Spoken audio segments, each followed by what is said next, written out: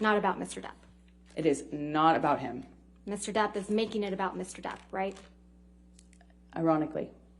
It's kind of like that Carly Simon song, right, Miss Heard? I don't know what you mean. Let's talk about the defamatory statements in the op-ed that you also claim are not about Mr. Depp. Then 2 years ago, I became a public figure representing domestic abuse, and I felt the full force of our culture's wrath for women who speak out. This is about Mr. Depp, isn't it? No. You wrote this in 2018, right? Exactly. And 2 years prior was 2016, right?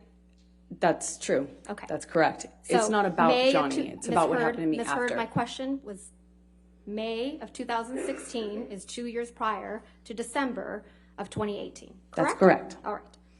May 2016 is when you publicly accused Mr. Depp of domestic violence, right? I got my restraining order at that time. And you publicly accused Mr. Depp of domestic violence. Yes, that was attached to my restraining order, so yes. May of 2016 is when you sought a restraining order against Mr. Depp. That's correct, and I had to provide testimony for that. Right. And May 2016 is when you walked into court with a mark on your face to obtain that restraining order. Yes or no? That was the day I walked into court with a bruise on my face, yes. And you were photographed with that mark on your face, weren't you? I walked out to a bunch of photographers, yes. May 2016 is when you told the world that Mr. Depp had physically abused you during your relationship. Isn't that right? That I had to provide testimony as part of my restraining order application, yes. And that's how you became a public figure representing domestic abuse. Right, Ms. Heard? From that point on, yes. That's when you claimed you faced our culture's wrath, right? That's when it started, yes. But it's your testimony under oath that this statement is not about Mr. Depp. It is not. It is about what happened to me afterwards. That's the more interesting thing for me to write about. The next statement reads, I had the rare vantage point of seeing in real time how institutions protect men accused of abuse. This is also about Mr. Depp, isn't that right? Not just about him, but he is included in that, yes. He's the man you accused of abuse 2 years prior to this op-ed, isn't that right, Ms. Heard?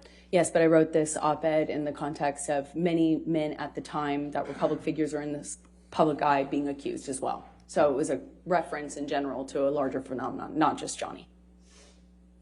Not just Johnny. Not just Johnny. Okay. And then you write, I spoke up against sexual violence and faced our culture's wrath. This one's also about Mr. Depp.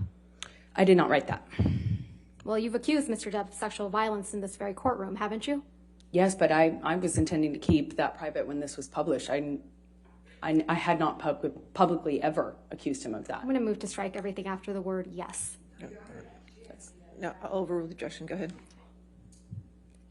You may not have written this title, but you published it, didn't you? I did not publish a title. I retweeted the article that included the title in it because that was the article. Let's pull up, please, Plaintiff's Exhibit 3, which is already in evidence.